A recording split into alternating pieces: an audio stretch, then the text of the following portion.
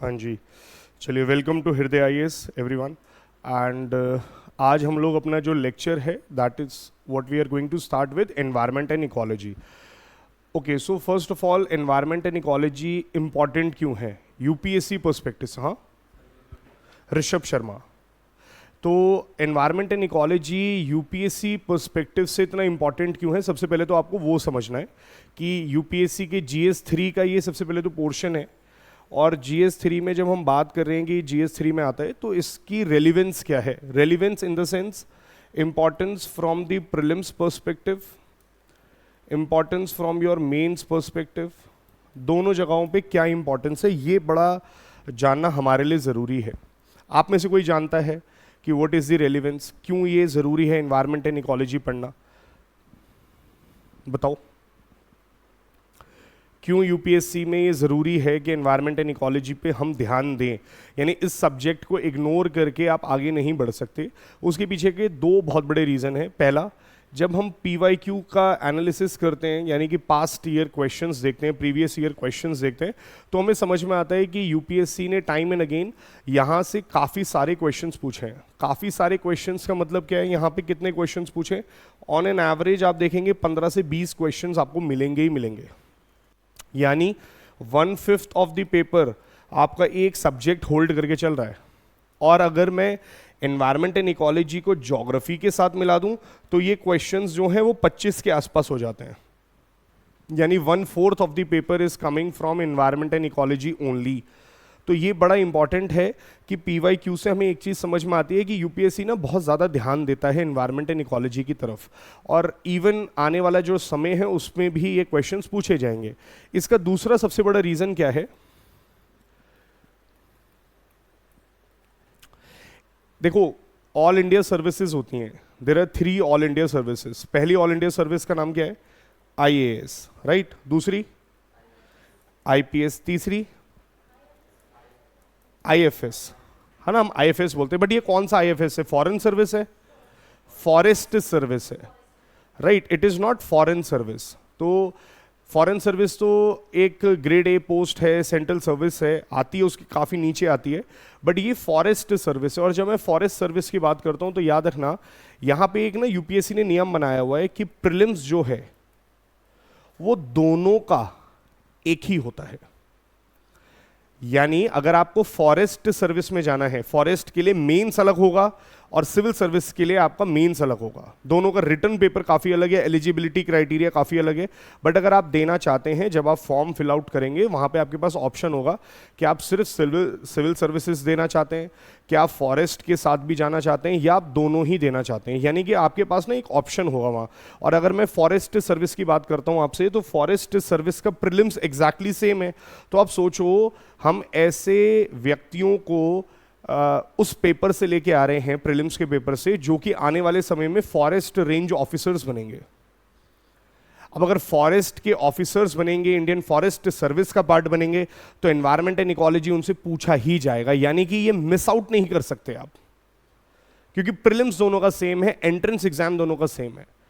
तो क्वेश्चंस तो भर भर के पूछे ही जाएंगे, कोई आपके पास चॉइस नहीं है। इसलिए आपको एनवायरनमेंट एंड इकोलॉजी पढ़ के जाना पड़ता है यूपीएससी पर्सपेक्टिव से। एंड अगर मैं मेंस की बात करूं तो GS3 में करीबन 3 से 4 क्वेश्चंस आपको यहां से मिलेंगे ही मिलेंगे। हो सकता है ज़्यादा भी मिल जाएं, but minimum 3 to 4 questions you will get from this section only. अब ये ज़रूरी क्यों है? क्योंकि यार क्लाइमेट चेंज काफ़ी इंपॉर्टेंट हो गया है, ग्लोबल वार्मिंग आप सुनते हो, सी लेवल राइज सुनते हो, ऐसी सारी जो पॉल्यूशन है ना, तो इस तरीके के जो क्राइटेरियाज हैं, इस तरीके के जो टर्म्स हैं, वो काफ़ी ज़्यादा न्यूज़ में रहते हैं। इसलिए ये वाला सब्जेक्ट हमारे लिए इंपॉर्टेंट है। So will start with environment and ecology. बिल्कुल बेसिक्स से बात करेंगे ताकि आप लोगों को कभी कोई कन्फ्यूजन ना हो। एक एक टॉपिक को हम लोग बहुत डिटेल में पढ़ने वाले हैं, ताकि कोई सा भी क्वेश्चन, किसी भी तरीके का क्वेश्चन, इवन जो PYQs आएंगे यूपीएससी ने पूछे होंगे, मैं वो भी आपको करवाता रहूँगा साइड बाय साइड। ठीक है, नोट्स बनाते रहना। रनिंग नोट्स बनाने की आवश्यकता है कि थोड़ा सा आप जो भी मैं लिखता हूँ वो भी बना लेना, बाकी कुछ अगर लिखवाने लायक होगा तो वो मैं आपको लिखवा दूंगा। दूसरी चीज़, मेरे नोट्स जो रहेंगे वो करीबन ऐसे रहेंगे 150 पेज के आसपास। देखो, मैं ना बहुत ज़्यादा बल्कि नोट्स नहीं बनवाता हूँ। उसके पीछे का रीज़न क्या है? अभी मैं आपको 400-500 पन्ने लिखवा भी दूँ, बट आज तुम्हें वो अच्छा लग रहा होगा कि यार काफ़ी बढ़िया नोट्स आ गए, बट आने वाले टाइम पे जब वो 17 सब्जेक्ट्स के नोट होंगे ना, तब दिक्कत आएगी। और एग्जाम से 15 दिन पहले जब रिवाइज करने की बारी आएगी तो दिक्कत आएगी। तो नोट्स हमेशा ऐसे होने चाहिए जो आप रिवाइज कर सको। यानी कि मेरा हमेशा, मैं बच्चों से एक ही चीज़ बोलता हूँ, 1000 पेज के अंदर आपका पूरा यूपीएससी निपट जाना चाहिए। तो 1000 पेज आप रिवाइज कर सकते हो 30 दिन के अंदर, एक महीने के अंदर। जैसे कि फॉर एग्जांपल अभी 24 मई को पेपर है, तो पेपर आने वाला है, यानी कि अब बच्चे रिवीजन मोड में। अब दिक्कत क्या हो रही है, इतनी बड़ी बड़ी किताबें लेके बैठे हैं, इतने इतने बल्कि नोट्स लेके बैठे, तो उनको वही चीज़ आपको भी समझनी है, शॉर्ट क्रिस्प नोट्स, और उनको बार बार रिवाइज करते रहना है आपको, ताकि वो आपके दिमाग में रहे कि आपने क्या लिखा है। ठीक है, स्टार्ट करते हैं। सबसे पहले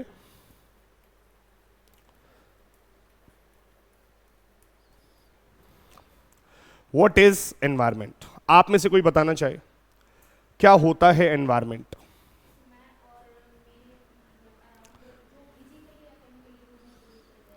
वेरी गुड, बहुत बढ़िया। आप, एनीवन?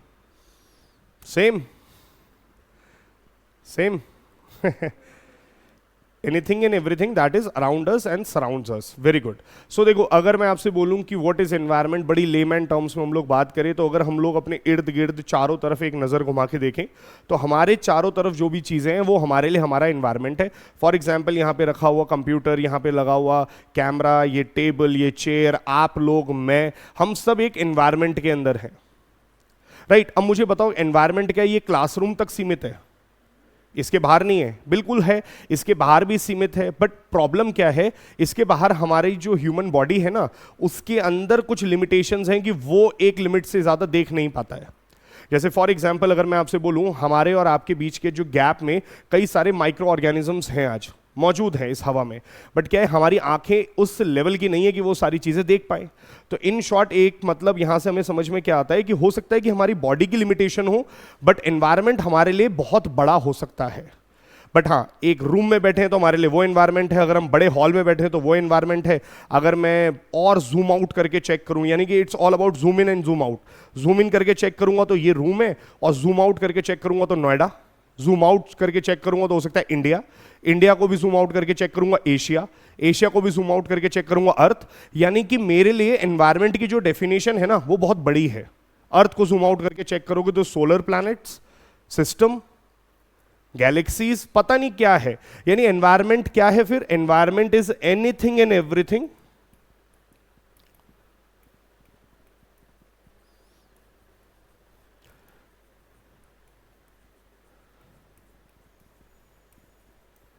दैट सराउंड्स अस।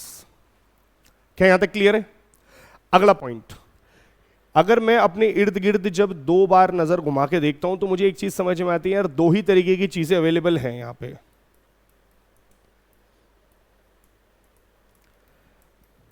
या तो बायोटिक चीजें मौजूद हैं या अबायोटिक चीजें मौजूद हैं। What is biotic? क्या होता है बायोटिक?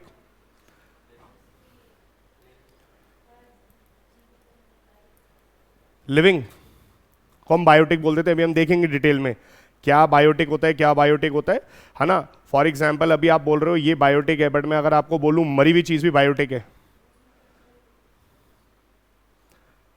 ना, उसकी हड्डियां भी बायोटिक है, फॉसिल्स भी बायोटिक है। तो अभी हम देखेंगे डेफिनेशन क्या है, बट हाँ, अभी तक के लिए बिल्कुल सही बात है, जो भी चीजें जिंदा हैं, यानी कि अगर मैं आपसे बोलूं बायोटिक चीज का मतलब क्या है, वो सभी चीजें जो हमारे इर्द गिर्द हैं, जो चल सकती हैं, खा सकती हैं, अपनी एनर्जी को प्रोड्यूस कर सकती हैं, एनर्जी को डिराइव कर सकती हैं कहीं से, जिनका एक लाइफ स्पैन है, जिनकी एक एज होती है कि बर्थ होता है, फिर वो अपने मेच्योर फेज में आते हैं, फिर उनकी डेथ होती है, यानी कि एक लाइफ साइकिल के अंदर बंधे, वो सब बायोटिक चीजें हैं। जो रिप्रोड्यूस करके अपने ऑफस्प्रिंग्स को पैदा कर सकते हैं, वो बायोटिक हैं। और जब मैं अबायोटिक की बात करता हूं, यानी कि ये कौन है? ये सभी क्या है? Non living things. Non living things in the sense, for example sunlight है, राइट, आपके रॉक हैं, फिजिकल कंपोजिशंस जो भी आपके पास, बिल्कुल पानी है, ये सब अबायोटिक है। अब बिल्कुल शास्त्रों में मत घुस जाना, है ना, नहीं तो शास्त्रों के हिसाब से तो उसमें भी जान है। तो ये तो हम ये कहना चाह रहे हैं कि भाई देखो ऐसा है, वो बोलेगा सॉइल, सॉइल के अंदर भी जान है, बट नहीं, हम लोग कंसीडर क्या करके चलते हैं? As per the definition of the subject, subject के हिसाब से हम बोलते हैं अबायोटिक, मतलब वो सभी चीजें जो बायोटिक करता है वो ना कर पाए, वो अबायोटिक हैं। क्या यहां तक क्लैरिटी है? तो एक आधी लाइन लिख लो सबसे पहले फटाफट। लिखो environment is derived from the French word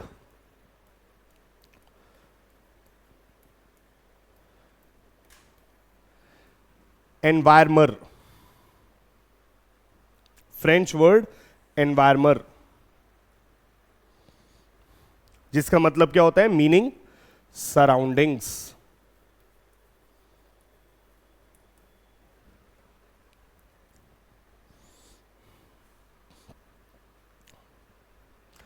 It consists of both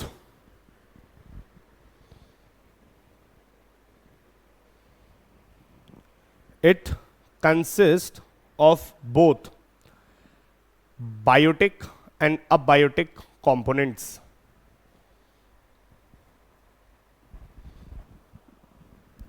It consists of both biotic and abiotic components. अगला point, everything around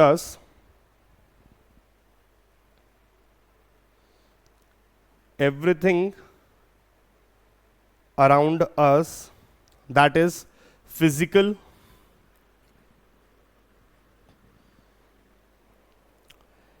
chemical,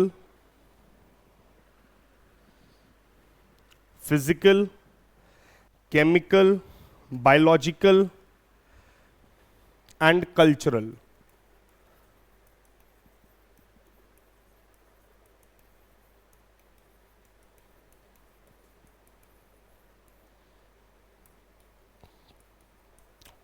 Is our environment.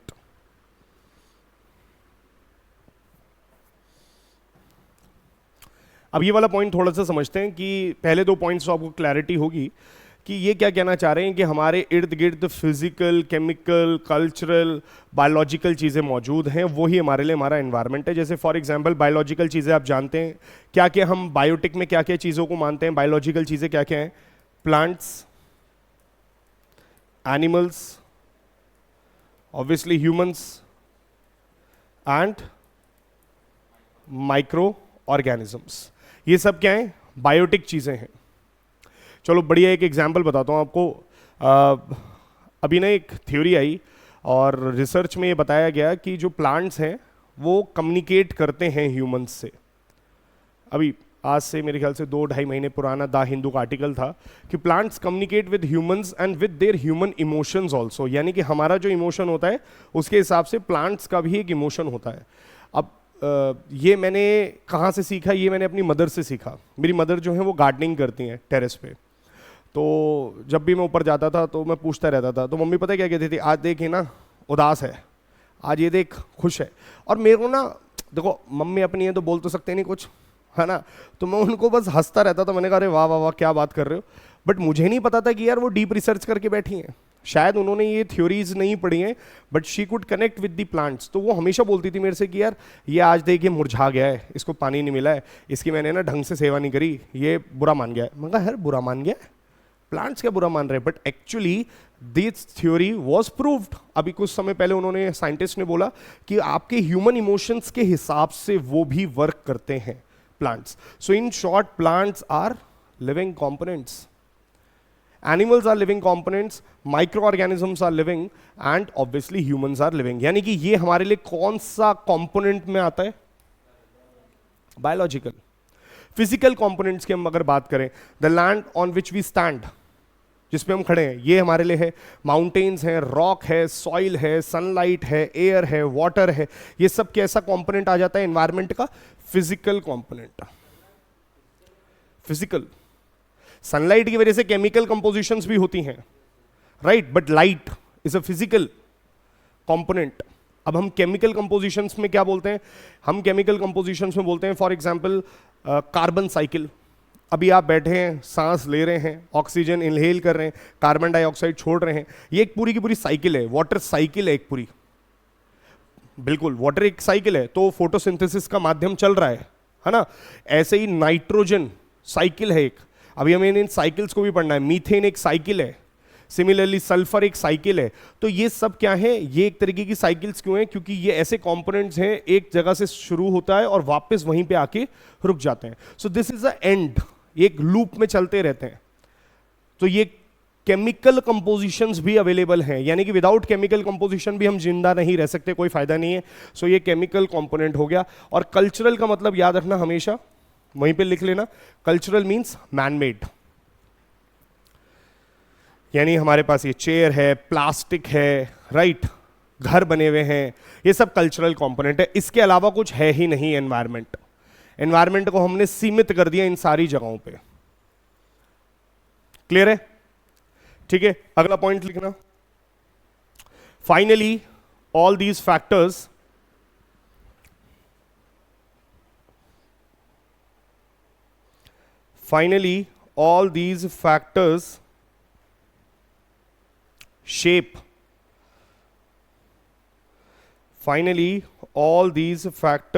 shape and interact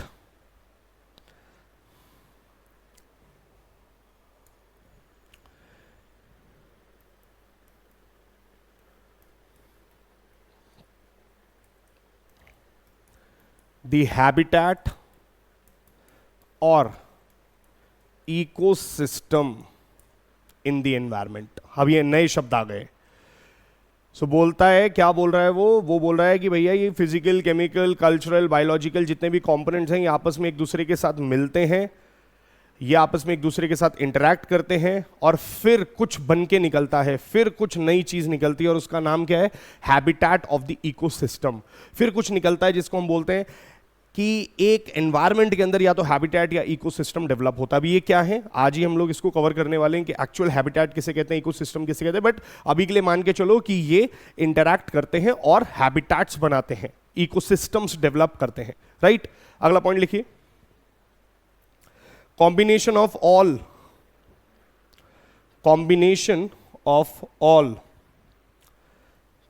possible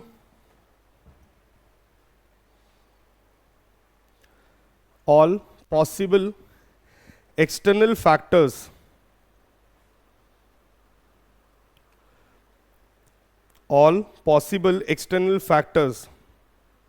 that can have positive and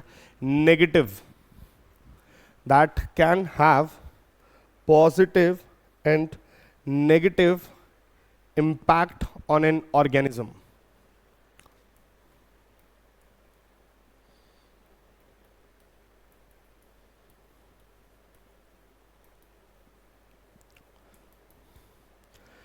अब ये नई line बोलते हैं, वो बोलते हैं कि व्हाट इज एनवायरनमेंट देन। तो environment is the combination of all positive and negatives in the ecosystem in the environment. यानी कि अगर मैं आपसे बोलता हूं एक ऑर्गेनिज्म के ऊपर जो भी अच्छा या बुरा प्रभाव पड़ता है वो भी एनवायरनमेंट की वजह से ही पड़ता है। जैसे हम जिस एनवायरनमेंट में रहते हैं उससे डिपेंड करता है, हो सकता है कि हम जिस एनवायरनमेंट में रहते हैं वहां पे आप लोग नोटिस करेंगे कि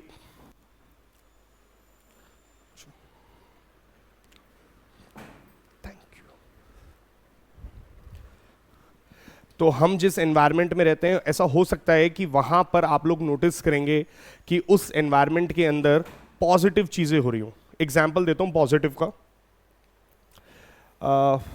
जहां पे मैं रहता था लक्ष्मी नगर में पहले, तो ना हमारे घर के पास ना एक ऐसा प्लेग्राउंड सा था जहां पे हम लोग बचपन में क्रिकेट खेला करते थे।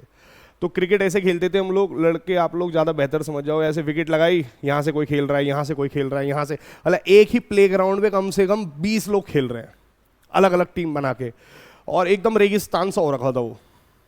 सब खेल रहे हैं, धूल मिट्टी, ये शीशे तोड़ रहे हैं, हम ये कर रहे हैं, वो कर रहे हैं, ये सब चल रहा था, ठीक है। उसके बाद ऑब्वियसली पढ़ाई में घुस गए तो वहाँ गए नहीं।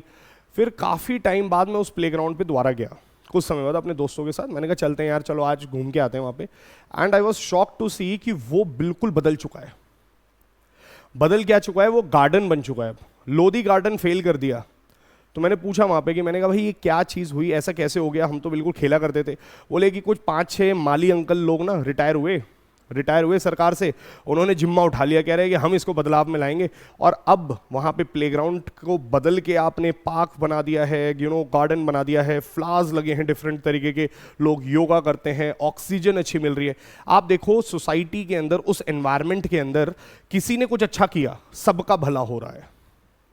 एक ऑर्गेनिज्म के ऊपर अच्छा प्रभाव भी पड़ता है उसी के एनवायरनमेंट की वजह से, और बुरा प्रभाव भी पड़ता है। दिल्ली में आ जाओ, अब तुम लोग अगर यहीं के रहने वाले हो, तुम तो बहुत अच्छे से समझते हो पोल्यूशन किसे कहते हैं हम, है ना। एक समय था, आज से 5-6 साल पहले, आंखों जलन होती थी, पटाखे बजाते रहते हैं, बजाते रहते हैं, बजाते रहते हैं, पोल्यूशन होता रहता है, और उसकी वजह से आप दिक्कत में हो।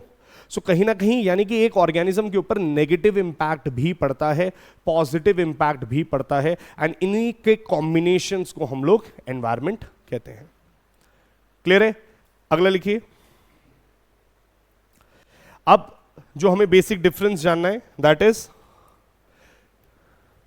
Difference between biotic and abiotic. इन दोनों में क्या डिफरेंस है? टेक्निकल हम बायोटिक किसे मानते हैं? बायोटिक में लिखिएगा living components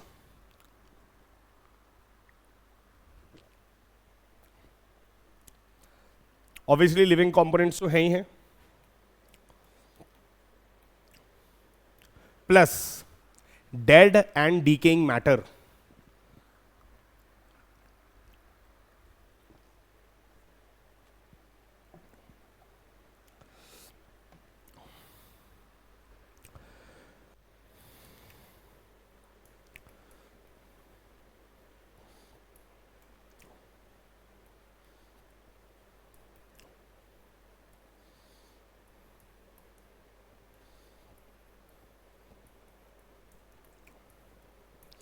dead and decaying matter या ऑर्गेनिजम्स बिफोर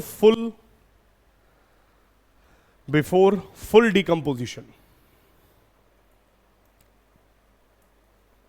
बोन्स, फॉसिल्स।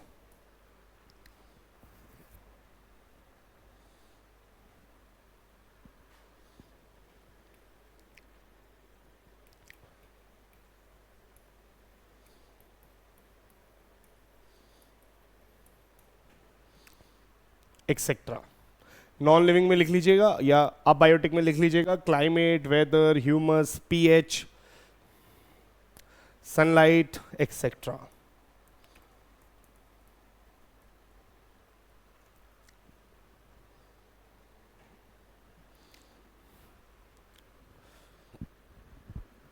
ठीक है। अब यहां पे ना सवाल आता है कि बायोटिक हम जो समझ रहे थे यार उससे ज्यादा है बायोटिक, यानी कि बायोटिक में सिर्फ क्या नहीं आता है, बायोटिक में सिर्फ जिंदा चीजें नहीं आती, मरी हुई चीजें भी आती हैं। अब इसको थोड़ा सा समझना पड़ेगा आपको, समझना मेरी बात। जैसे मान लेते हैं एक व्यक्ति है, जिंदा है, बायोटिक है, मर गया तो क्या अबायोटिक हो गया? जी नहीं, अभी तक वो अबायोटिक नहीं, अभी भी मरी हुई चीज भी हम लोग बायोटिक में ही मानते हैं टिल द टाइम उसका फुल डिकम्पोजिशन ना हो जाए। अब पहले तो डिकम्पोजिशन क्या होता है? Anyone? What is the meaning of decomposition?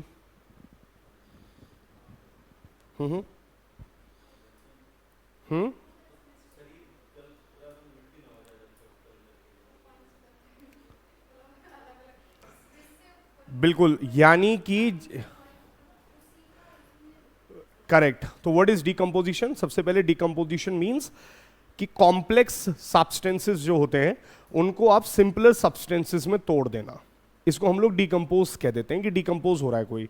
और डिकम्पोजिशन का लेमैन टर्म्स जो आप लोगों ने बोला बिल्कुल एग्जैक्टली वही है, यानी कि हम ये बोलना चाह रहे हैं जब कोई व्यक्ति या जब कोई लिविंग चीज, जब भी कोई बायोलॉजिकल चीज अपने एलिमेंटल फॉर्म में वापस चली जाती है, यानी कि सब कुछ टूट कर, कॉम्प्लेक्स चीजें टूट कर अपने एलिमेंटल फॉर्म में वापस हो जाएं, तो हम बोलते हैं कि वो डिकम्पोज हो गया। यानी इन शॉर्ट जो आप लोगों ने भी बोला एग्जैक्टली, जब वो ह्यूमस बन जाए, जब वो सॉइल में कन्वर्ट हो जाए, फुल डिकम्पोज हो जाए। जब वो डिकम्पोज हो जाता है तो सारे उसके जो तत्व हैं वो टूट कर बिखर जाते हैं और वो एलिमेंटल फॉर्म में चले जाते हैं। यानी मैं आपसे ये कहना चाह रहा हूं, किसी भी चीज का पार्शियल डिकम्पोजिशन भी हुआ है, यानी कि अभी 100% डिकम्पोज भी नहीं हुआ है, तब भी वो बायोटिक ही है।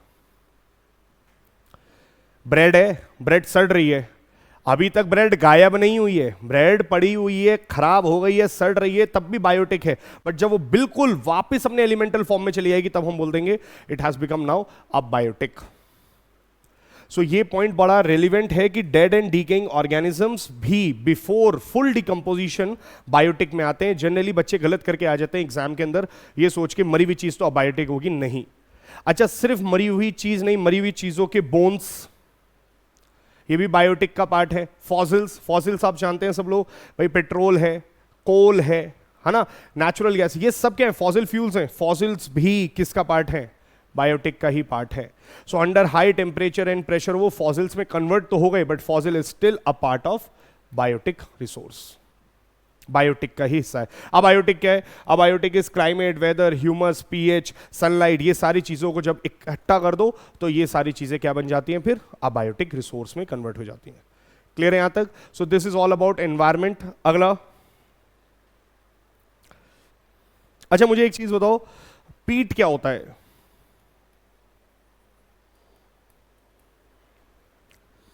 पीट जानते हो आप?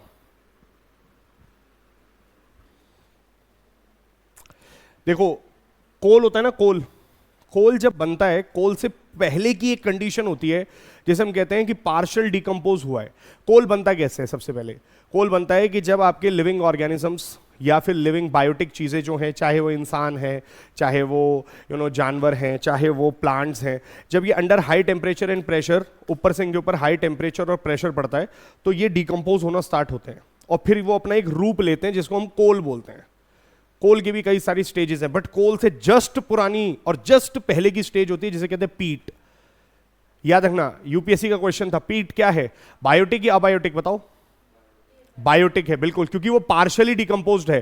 कोल बन गया तो फिर वो क्या बन गया, फिर तो वो अबायोटिक बन ही गया, है ना। तो ये चीज ध्यान में रखनी है कि वो रॉक के फॉर्म में बाद में बनेगा, अभी तक वो रॉक नहीं बना है। जिस दिन वो रॉक बन गया तब that is a different matter, but peat we will consider as biotic, partially decomposed है क्योंकि। चलो ओके, अगला पॉइंट लिखना,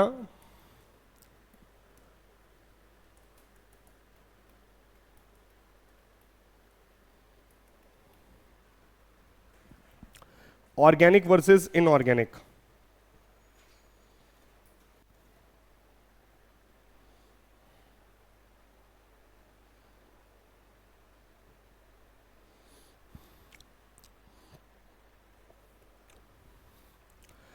जब मैं बोलता हूं ऑर्गेनिक वर्सेस इनऑर्गेनिक, कई बार हम लोग कंफ्यूज हो जाते हैं और जनरली हम लोग ना ये बोल देते हैं कि बायोटिक का मतलब होता है ऑर्गेनिक और अब बायोटिक का मतलब होता है इनऑर्गेनिक। जी ऐसा है, ये गलत थ्योरी है हमारी।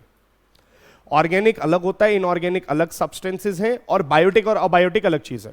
मतलब मैं आपको ये बताना चाह रहा हूं, हो सकता है एक बायोटिक चीज में ही दोनों चीजें मौजूद हों, ऑर्गेनिक भी और इनऑर्गेनिक भी, और एक ही अबायोटिक चीज में दोनों चीजें मौजूद हों। या दो तरीके की भी हो सकती हैं, वो ऑर्गेनिक भी हो सकती है और इनऑर्गेनिक भी हो सकती है। सो कंफ्यूज नहीं होना है कभी भी। कई जगहों पे ऐसा, कई किताबें मैंने देखी हैं, क्योंकि वो ऐसा इसलिए लिख देते हैं क्योंकि जनरली ऐसा कहा जा सकता है कि बायोटिक चीजें ज्यादातर ऑर्गेनिक होती हैं और अबायोटिक चीजें ज्यादातर इनऑर्गेनिक होती है, बट ऐसा ट्रू नहीं है। सो एक लाइन लिख लो सबसे पहले, biotic is not same as organic.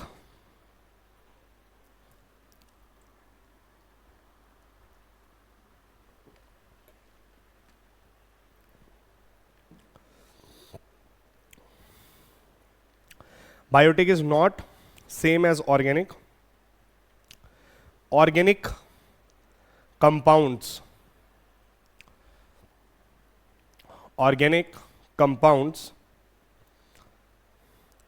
like carbohydrates,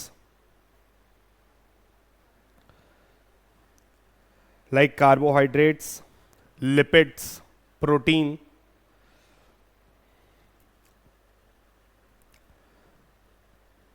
have at least one carbon hydrogen bond.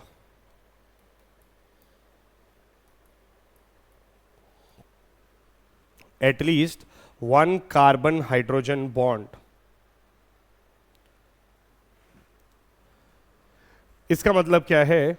हम ये बोलना चाह रहे हैं कि आज से अगर आपसे कोई पूछे ऑर्गेनिक इनऑर्गेनिक क्या होता है जी, तो ऑर्गेनिक क्या होता है? ऑर्गेनिक बड़ी ही सिंपल डेफिनेशन है, कोई भी चीज जिसमें एक मिनिमम कार्बन और हाइड्रोजन का बॉन्ड हो, यानी कि कार्बन और हाइड्रोजन दोनों मौजूद हो, आपस में लिंक्ड हो, तो कह देना ऑर्गेनिक है। क्या हमारे शरीर में कार्बन हाइड्रोजन के बॉन्ड्स हैं? जी हाँ, हमारे शरीर में बहुत सारी चीजें ऐसी हैं, लिपिड्स हैं, प्रोटीन्स हैं, कार्बोहाइड्रेट्स हैं, जहां पे आपको कार्बन हाइड्रोजन बॉन्ड्स देखने को मिलेंगे, यानी हम में बायोटिक चीज में ऑर्गेनिक चीज तो मौजूद है। अब सवाल यह है कि ऐसी बहुत सारी चीजें हैं जिसमें कार्बन हाइड्रोजन बॉन्ड होता ही नहीं है, जैसे there is no carbon hydrogen bond. तो क्या NaCl भी हमारी बॉडी में है कि नहीं है? इसका मतलब एक चीज तो समझ में आती है कि इनऑर्गेनिक का मतलब क्या है? जब एक भी कार्बन हाइड्रोजन बॉन्ड ना हो तो वो इनऑर्गेनिक है, कार्बन हाइड्रोजन बॉन्ड प्रेजेंट हो तो वो ऑर्गेनिक है। और बायोटिक के अंदर दोनों चीजें होती हैं। अच्छा, अब मैं अबायोटिक का एग्जाम्पल देता हूं आपको। क्या अबायोटिक के अंदर दोनों चीजें होती हैं? जी हां, अबायोटिक के अंदर भी दोनों चीजें मिल सकती हैं। एग्जाम्पल, प्लास्टिक बॉटल, कोई भी वाटर बॉटल उठा लो आप प्लास्टिक की, क्या है वो? इनऑर्गेनिक सब्सटेंसेस है। इसका मतलब plastic is a inorganic thing, ये हमने प्रूव कर दिया कि अबायोटिक के अंदर इनऑर्गेनिक तो होता है। क्या अबायोटिक के अंदर ऐसी कोई अबायोटिक चीज है जो ऑर्गेनिक की बनी हो? बताओ, क्वेश्चन सुनना, कोई ऐसी अबायोटिक चीज जो ऑर्गेनिक सब्सटेंस की बनी हो?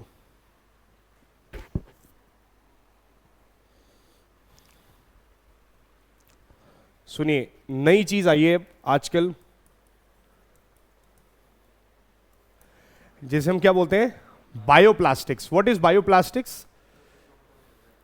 हाँ, अब हम बोलते हैं ना डिकम्पोज हो जाए। क्यों ऐसे वो डिकम्पोज हो जाती है पूरी? क्योंकि वो किसकी बनी है? लिविंग सब्सटेंसेस की बनी है। अब लिविंग सब्सटेंसेस यानी कि वो बनी है कॉर्न्स की, स्टार्च की, पेड़ों से बनी है। पेड़ों से प्लास्टिक टाइप मटेरियल आपने बना दिया है, इसे हम कहते हैं बायोप्लास्टिक्स। तो ऐसा प्लास्टिक जो कि अब किस चीज से बन रहा है? यानी कि पेड़ों से बन रहा है। और पेड़ के अंदर क्या मौजूद होते हैं? ऑर्गेनिक चीजें। यानी कि अल्टीमेटली हम कह सकते हैं कि नहीं कह सकते कि आज के डेट में अब बायोटिक जो कि प्लास्टिक है वो भी ऑर्गेनिक सब्सटेंसेस से बन रहा है।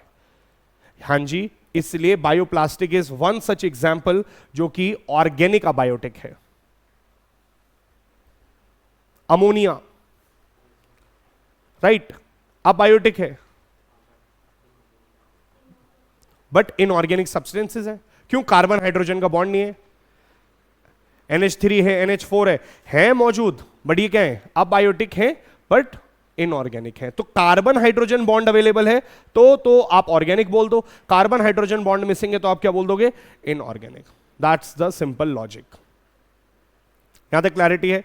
अब अगर मैं आपसे एक सवाल पूछता हूं, क्या ये कहना सही है फिर कि ऑर्गेनिक सब्सटेंसेस सिर्फ बायोटिक होते हैं? जी गलत हो जाएगा, है ना। ऑर्गेनिक दोनों में मौजूद है, बायोटिक में भी, अबायोटिक में भी। चलो, अब एक लाइन लिखी हुई होगी आपकी किताबों में जब आप पढ़ोगे, और उसमें ये लिखा होगा कि organic substances are easy to decompose.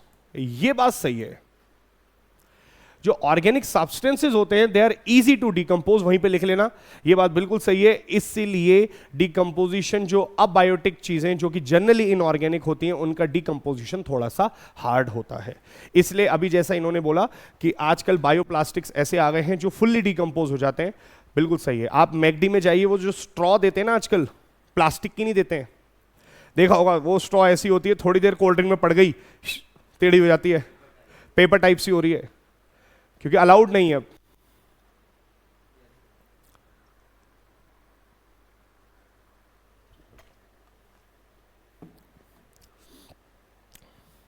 ठीक है,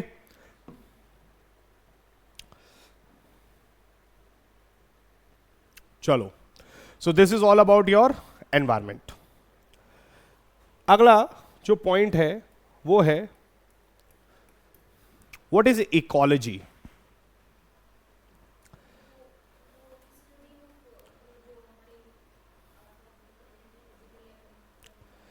बिल्कुल, तो जब भी आपसे आज जैसे अगर आपसे बोला गया है ना कि एनवायरनमेंट की क्लास है, गलत, इकोलॉजी की क्लासेस हैं जिसमें हम एनवायरमेंट पढ़ रहे हैं, यानी कि ecology is the subject under which environment is studied. जैसे फॉर एग्जाम्पल इकोनॉमिक्स सब्जेक्ट का नाम है जिसके अंदर आप इकोनॉमी के बारे में पढ़ते हैं, ऐसे ही इकोलॉजी के अंदर एनवायरनमेंट के बारे में पढ़ा जाता है। और कौन पढ़ते हैं ये? इकोलॉजिस्ट। सो याद रखना, वहीं पे मेंशन कर लो एनवायरनमेंट एंड इकोलॉजी क्यों बोला जाता है। इसलिए बोला जाता है बिकॉज आपको इर्द गिर्द की चीजें कोई बारे में जानना है और जिस सब्जेक्ट के अंदर वो जानते हो आप, that is ecology. So ecology is the subject matter.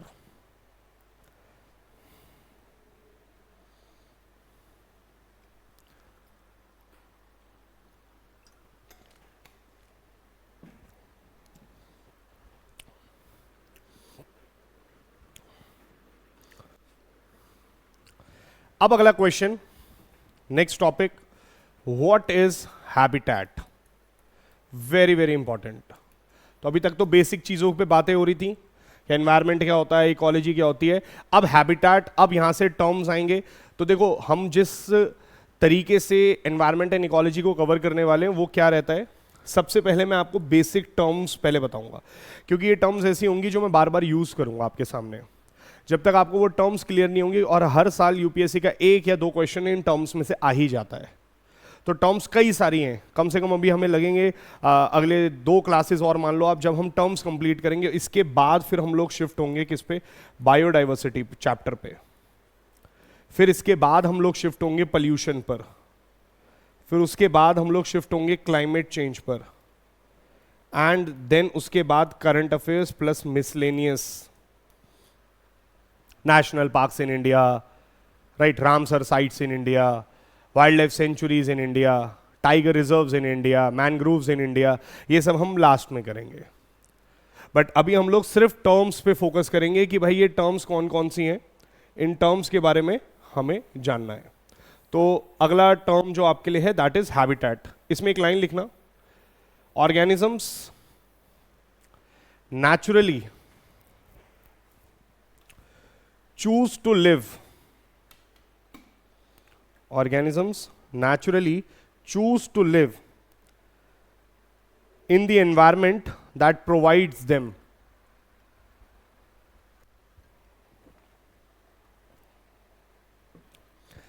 in the environment that provides them with the resources they need.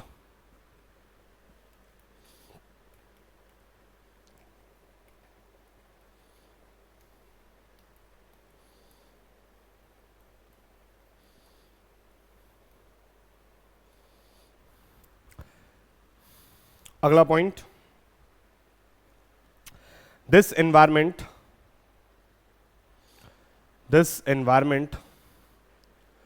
where they find their resources becomes their habitat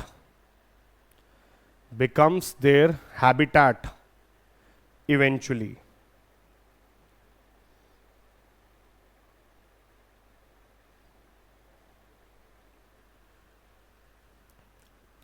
so habitat is a place, आगे continue करिएगा। So habitat is a place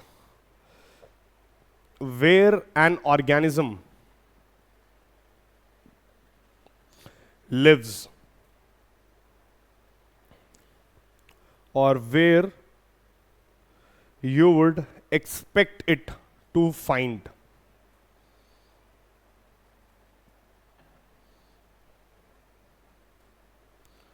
Expect it to find. Therefore, it is known as the address of the organism.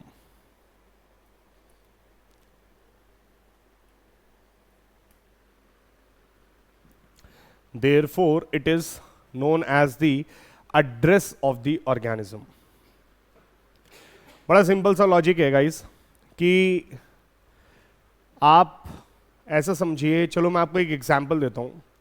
आप मुझे एक बात बताओ, अभी जैसे आप लोग यहाँ पढ़ रहे हैं और मान लो आप यहाँ के नहीं हैं, आउटसाइड दिल्ली से आके यहाँ पे पढ़ रहे हैं या आउटसाइड स्टेट से हैं, तो करोल बाग आपने सुना होगा, करोल बाग में मार्केट है, राइट? आप करोल बाग में जाते हैं और ना मान लीजिए आप कोचिंग ढूंढते हैं कि यार मुझे ना कोचिंग देखनी है, मेरे को अब यूपीएससी की तैयारी करनी है। कोचिंग जब आप देखते हैं और उससे पहले आपको अपना पीजी देखना पड़ेगा कि मेरे को रहना कहाँ है, करेक्ट? मुझे एक बात बताओ, पीजी को ढूंढते वक्त आप किन किन चीज़ों का ध्यान रखोगे? जब आप अपना पीजी ढूंढोगे, जब अपना फ्लैट ढूंढोगे, जब आप कहीं पे रहना चाहोगे, तो आप किन किन चीज़ों का दिमाग में रखते हो कि यार वो ना कोचिंग से नज़दीक हो, खाना पीना अच्छा अवेलेबल हो, वाईफाई आता हो, सिग्नल आता हो, है ना, लाइट आती हो, थोड़ी सनलाइट आए, थोड़ा भाई कपड़े वपड़े सुखा पाएँ हम, अच्छा वहाँ से रिसोर्सेज सारे नज़दीक हों, मेट्रो नज़दीक हो। मेरे कहने का मतलब है जब हम लोग भी अपना घर चूज़ करते हैं तो हम कितनी सारी चीज़ों का ध्यान रखते हैं कि यार ये अच्छा हो, ऐसा हो, वैसा हो, ये हो, और जब तक आपको वो सारी चीज़ें नहीं मिल जाती तब तक आप अपना घर नहीं चूज़ करते हो। ऐसे ही हर ऑर्गेनिज्म अपने जब भी अपना हैबिटेट चूज करता है, यानी कि जब भी अपना घर चूज करता है, आज से हैबिटेट का मतलब आप समझ लेना उसका घर, तो वो अपना जब घर चूज करता है तो वो बहुत सारी चीज़ों का ध्यान रखता है। जैसे वो ध्यान रखता है कि उसको फूड मिल रहा है कि नहीं मिल रहा है वहाँ पे, क्या उसको शेल्टर मिल रहा है कि नहीं मिल रहा है, क्या वो प्रीडेटर्स से बच पा रहा है कि नहीं बच पा रहा है जो उसको मारने आते हैं, राइट? क्या उसको प्रॉपर लेवल पे सनलाइट मिल रही है कि नहीं मिल रही है। यानी कि बहुत सारी चीज़ों का ध्यान रखता है, और जो ध्यान में रखते हुए ओवर द टाइम पीरियड कई हजारों सालों में जो एवोल्यूशन का प्रोसेस हुआ है, उन्होंने नेचुरली कुछ जगहों को अपना घर बना रखा है। They have naturally chosen that place, उसको उसका हैबिटेट कहते हैं। आप कभी भी देख लेना, you will never ever find a चीता। चीता जानते हो सब? आप कभी भी चीता को पता है कहां नहीं देखोगे? घने जंगलों में। क्यों नहीं देखोगे? क्यों कभी घने जंगल में चीता नहीं मिलता? हम कहते हैं कि चीता का जो हैबिटेट है ना, ओपन ग्रासलैंड्स है, खुले ग्रासलैंड्स, खुला मैदान। उसको खुला मैदान चाहिए, पता है क्यों? क्योंकि उसको भागना है। ये समझो आप। यानी कि जब भी हम बात करते हैं चीता की, तो ये बात समझनी बड़ी जरूरी हो जाती है कि ओपन ग्रासलैंड्स जो भी हैं वही उसका हैबिटेट रहेगा, वही उसका होम रहेगा। क्योंकि अगर घने जंगल हुए तो वो भाग नहीं पाएगा, और अगर वो भाग नहीं पाएगा, अच्छा मैं आपको एक और चीज बताता हूं, आप जाओ चीता के सामने जाके ना हिरण ऐसे फेंक दो, मांस फेंक दो, 10 दिन में मर जाएगा। वो नहीं है शेर की तरह कि ला के पटक दो तो खाता रहेगा, नहीं जी, चीता मर जाएगा। चीता का भागना बड़ा जरूरी है। जब तक वो भागेगा नहीं तब तक उसकी बॉडी में जो एक्सेस एनर्जी है वो निकलेगी नहीं, और वो एक्सेस एनर्जी की वजह से मर जाएगा। यानी कि उसने नेचुरली वही तरीके का हैबिटेट चूज कर रखा है। So every organism has their habitat. Some organisms आप देखोगे पक्षियों में बड़ा होता है, सम ऑर्गेनिजम्स ऐसे मिलेंगे आपको, कुछ पक्षी ऐसे मिलेंगे जो बिल्कुल टॉप ऑफ द ट्री पे अपना प्लांट वो बनाएंगे, घोंसला, नेस्ट बनाएंगे। क्यों? उन्हें पता है कि यार नीचे से प्रीडेटर आ सकता है। कुछ होंगे जो पत्तों के बीच में बनाएंगे, कैमोफ्लाज करेंगे, छुपके बना देंगे। कई सारे आप ऐसे देखोगे कि यार ये पता ही नहीं चल रहा ये नेस्ट था या ये पेड़ है, इस तरीके का बना के रखेंगे।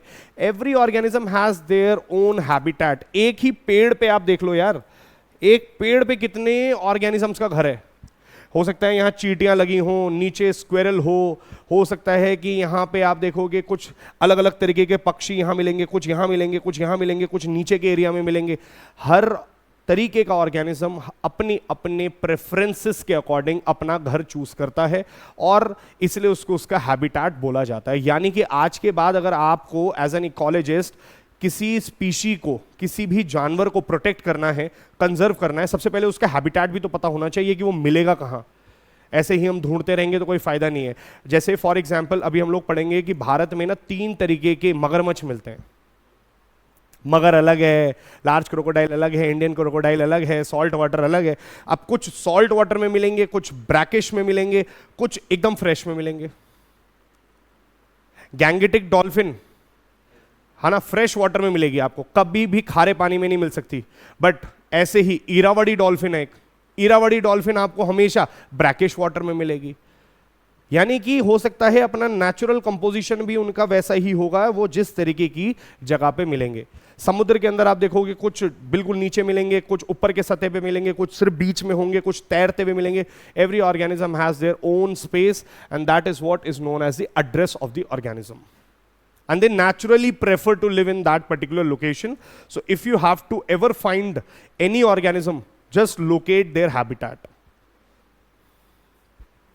एक और एग्जांपल देता हूं, अभी भारत में जो चीता की बात हो रही थी, चीता जो है भारत में, आप सब जानते हो नहीं जानते हो, वो एक्सटेंट हो चुके हैं। ठीक है, चीता एक्सटेंट हो चुके थे 1953 में, आखिरी चीता भी मार दिया था राजा जी ने शिकार में। 1953 से चीता एक्सटेंट हो गए और फिर क्या हुआ, हम उन चीता को रीइंट्रोड्यूस करा के लाए। अब 2020 में चीता रीइंट्रोडक्शन प्रोग्राम चलाया गया, जिसके तहत 12 चीताओं को हम लोग नामीबिया और साउथ अफ्रीका से लेके आए। बट आप जानते हो कहां पे जाके हमने उनको रखा? Kuno national park of Madhya Pradesh. Why Kuno? Why not any other place? Because जहां से हम उन्हें लाए हैं ना, एग्जैक्टली उनका जैसा घर फील हो उन्हें, नहीं तो वो स्पीशीज जिंदा ही नहीं रह पाएगी। अभी हम पढ़ेंगे एक टॉपिक जिसका नाम है अडैप्टेशन। स्पीशीज अडैप्ट भी कर पाती हैं कि नहीं कर पाती हैं? आप जानते हो उसमें से 8 चीता मर गए। It's not easy. आपको मैं एक चीज बताता हूं, जब चीता ने जैसे अभी बच्चे पैदा करें, अब फाइनली बच्चे हुए हैं, भाई खुशी का महोत्सव मना। कभी एक शेर वेर कभी बच्चा पैदा कर देगा ना, यू विल सी कि फॉरेस्ट ऑफिसर्स मिठाइयां बांट रहे हैं। क्यों? क्योंकि बच्चा पैदा करना इज नॉट बच्चा पैदा करना, इसका मतलब वो अडैप्ट कर गए, अब हो जाएगा, अब बढ़ जाएगी पॉपुलेशन। पहली मुसीबत है कि वहां तक पहुंचे तो कहानी। सो इसका मतलब habitats are very important for any organism. ठीक है, अगला पॉइंट लिखिए। यहां तक क्लैरिटी है सबको? ठीक है, अगला पॉइंट लिखिए। A single habitat can be suitable for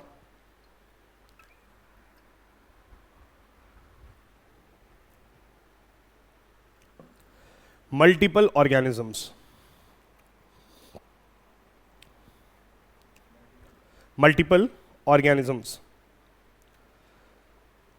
with similar needs.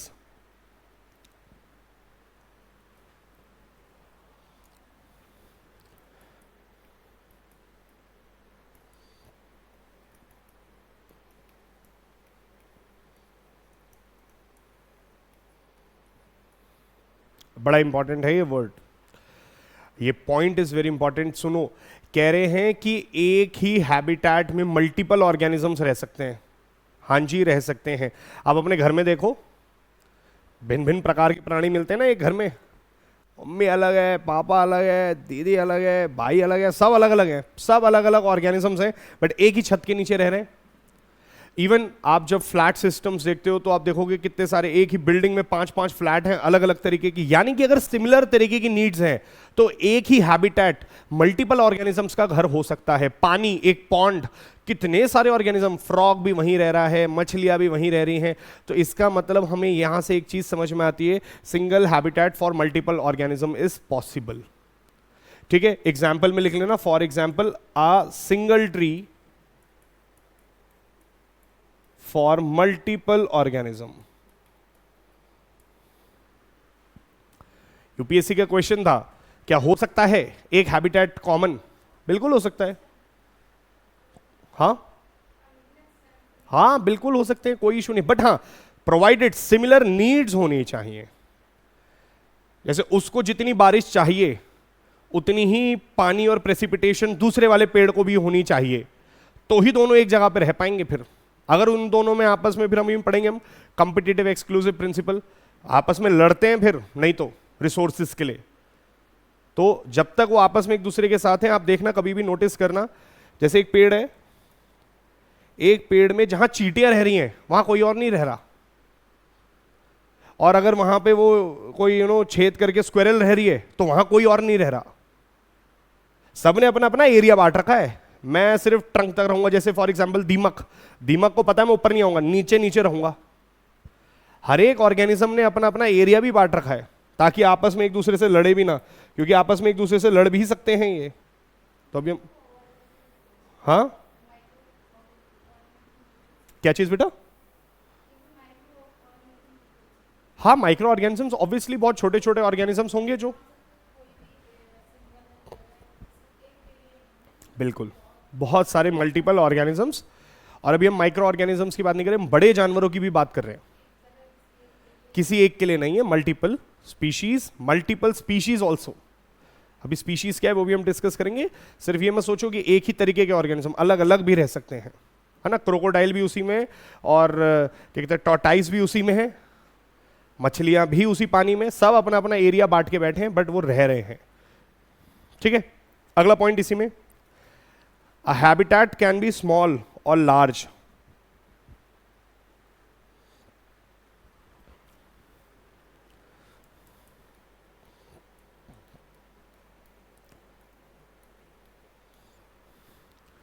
Habitat small भी हो सकते हैं, लार्ज भी हो सकते हैं। हैबिटेट स्मॉल कैसे, कितना स्मॉल हो सकता है एक हैबिटेट? एक बरो, आप बरो समझते हैं, यानी कि पेड़ों के नीचे जो छेद बना के रहते हैं जानवर मिट्टियों में, बरोज में भी रह सकते हैं। एक छोटा सा घर भी हो सकता है, और बड़े से बड़ा क्या हो सकता है? एक forest is also a habitat, ये भी ध्यान रखना है। यानी कि फॉरेस्ट भी एक हैबिटेट है, और स्मॉल से स्मॉल, थैंक यू भैया, भैया पानी दे देना इसमें, पानी दीजिएगा। ठीक है, so it can be as small as a burrow, it can be as small as drop of water, एक पानी की बूंद में भी आप माइक्रो ऑर्गेनिज्म देखोगे कितने सारे तरीके के, बड़े से बड़ा यार एक फॉरेस्ट भी हो सकता है, फॉरेस्ट में भी एक हैबिटेट है, फॉरेस्ट में कितने सारे तरीके के जानवर हैं। तो हैबिटेट को ये मत समझना कि कंफ्यूज हो जाओ हैबिटेट में कि सर वो छोटा ही होगा बड़ा ही होगा, कुछ भी हो सकता है habitat. It's all about perspective, हम कितने बड़े पर्सपेक्टिव में देख रहे हैं। For example, India is a habitat for Asiatic lion. India में गुजरात का जो एरिया है वहीं पे सिर्फ एशियाटिक लायन मिलता है पूरे वर्ल्ड में। So India is the habitat for that. तो इंडिया मतलब, अब मैंने बिल्कुल जूम आउट करके बोल दिया, इंडिया एक हैबिटेट है। इंडिया के अंदर भी अगर मैं थोड़ा सा जूम इन करके बोलूंगा तो मैं बोल दूंगा फिर गुजरात एक हैबिटेट है। गुजरात में भी अगर मैं बोलूंगा तो बोलूंगा गिर नेशनल पार्क एक हैबिटेट है। गिर नेशनल पार्क को भी अगर और जूम इन करके बोल दोगे तो बोलोगे भैया ये वाला जो एरिया है गिर का सिर्फ यहीं मिलेगा। तो it all depends on perspective कि हम कितना जूम इन और जूम आउट करके देख सकते हैं। क्लियर है? चलिए,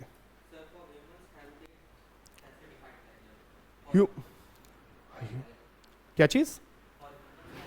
देखो, हमारे लिए ह्यूमंस के लिए हैबिटेट कैसे डिफाइन होता है? हमारे लिए डिफाइन होता है जैसे जॉब कहाँ लग रही है, हमारे लिए क्या है कि यार हम कहाँ रह सकते हैं, हमारा बजट, पैसा, बहुत सारी चीजें सबके लिए।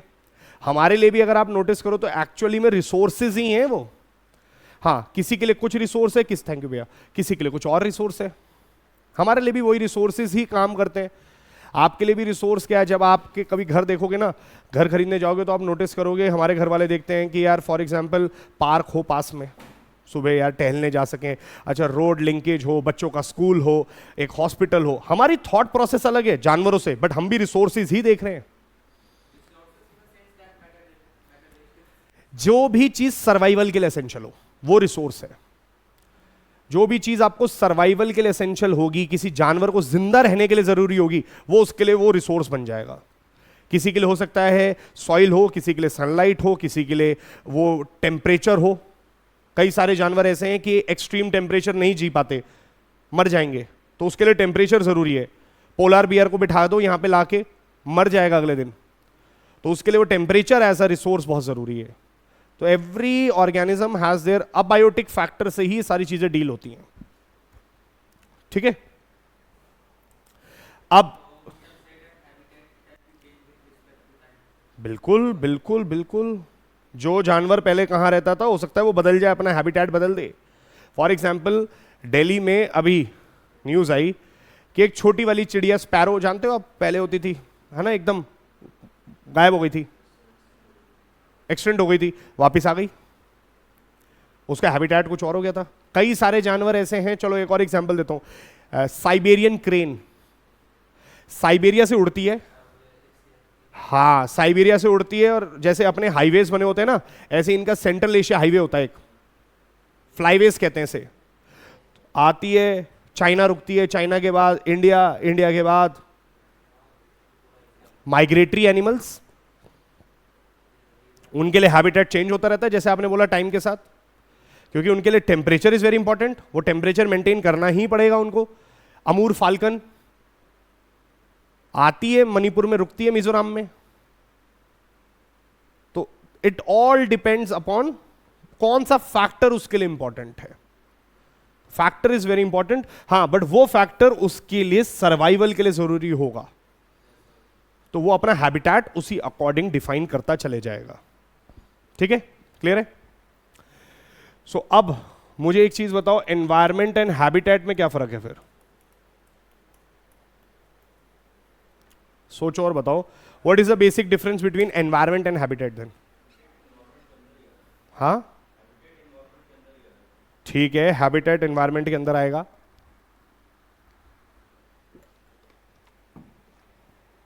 और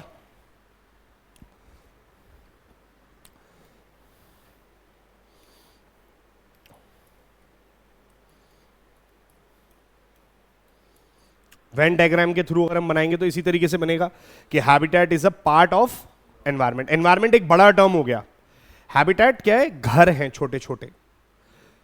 तो यानी कि अगर मैं बात करूं सबसे बड़ा एनवायरमेंट भाई अर्थ, अर्थ के अंदर कितने सारे अलग अलग तरीके के हैबिटेट्स मौजूद होंगे।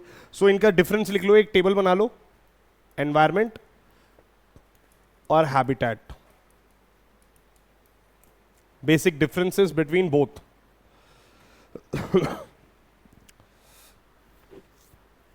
और ये डायग्राम भी बना लीजिएगा।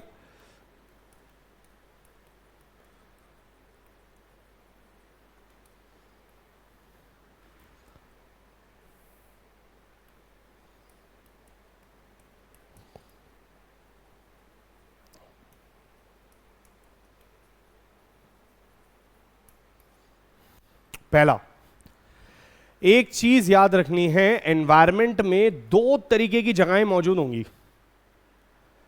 पूरे एनवायरमेंट को अगर आप स्टडी करो तो दो तरीके की जगहें मिलेंगी। पता है कैसी? कुछ जगह ऐसी होंगी जहां पर लाइफ मौजूद होगी, कुछ ऐसी भी होंगी जहां पे लाइफ ही पॉसिबल नहीं है। हम कहते हैं ना एनवायरमेंट में देयर आर एक्सट्रीम्स, भाई वॉल्केनो के अंदर लाइफ मौजूद नहीं है। देयर आर एक्सट्रीम रीजन्स जहां पे लाइफ इज नॉट पॉसिबल। तो इसका मतलब एनवायरमेंट में जरूरी नहीं है कि लाइफ हुई हो, बट हां हैबिटेट में होएगी होएगी, तभी वो हैबिटेट है। हैबिटेट बनता ही तब है जब वहां पे कोई ऑर्गेनिज्म रह रहा हो। बिल्कुल। So in short, life is not an essential feature in the environment, but life is the essential feature in habitat. अगला पॉइंट लिखिए। अच्छा, मैं ये भी कह सकता हूं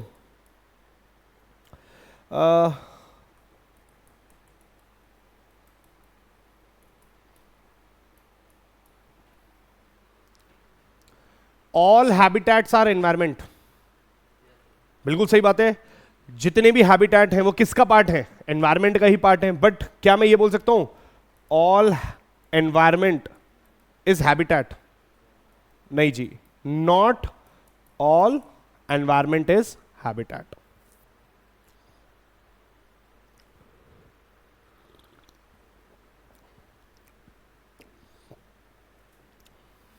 right?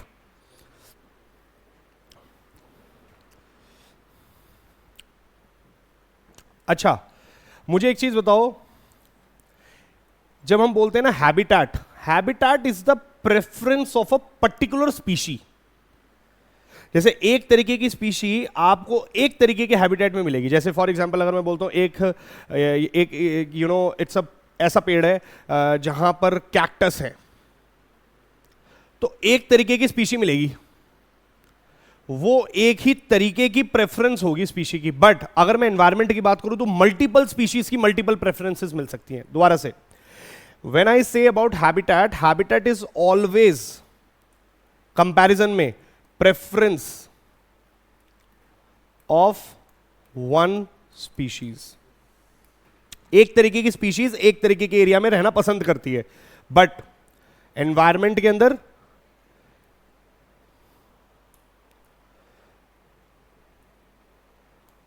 it is the preference of multiple species। Environment is a very big term, बहुत बड़ा टर्म हो गया एनवायरमेंट। तो मल्टीपल स्पीशीज की प्रेफरेंस देखने को मिलेगी यहां पे।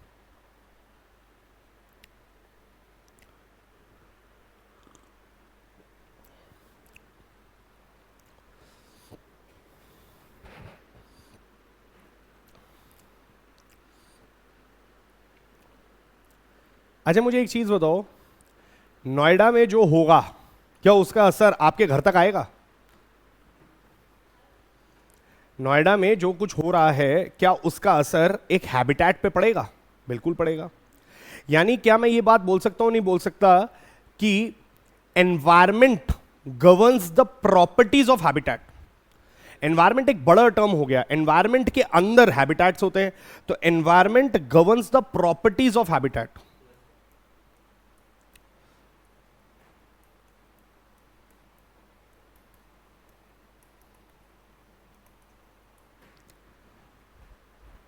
But it is not true उल्टा, वाइसा वर्सा ट्रू नहीं है। आपका घर नोएडा नहीं चला रहा है, आपका घर इंडिया पे इंपैक्ट नहीं डाल रहा है। हां इंपैक्ट को बोल सकते हो, बट क्या वो सारी प्रॉपर्टीज को गवर्न कर सकता है? जी नहीं, गवर्न नहीं कर सकता है। यानी ये बात पक्की है कि environment affects and governs the properties of habitat, but not vice वर्सा।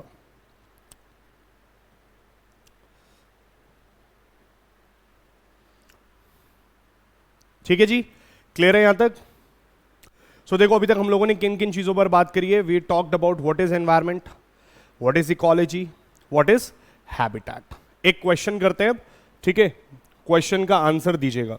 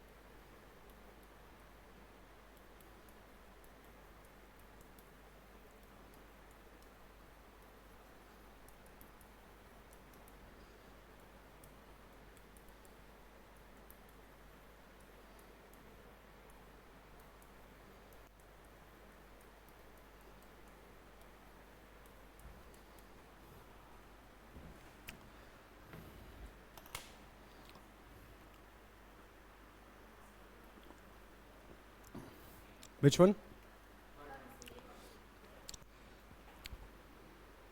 पक्का? कोई डाउट तो नहीं हो रहा ना किसी को? Which of the following best describes the difference between environment and habitat? ये गलत है, उल्टा लिखा हुआ है। दिस इज ऑल्सो उल्टा, और ये भी गलत है। आंसर इज, इस तरीके से क्वेश्चंस पूछे जाते हैं, ठीक है? थ्योरी वाले पर्सपेक्टिव से, जो टर्म्स वाले पर्सपेक्टिव है, वहां से इस तरह के क्वेश्चंस आपके लिए निकलेंगे।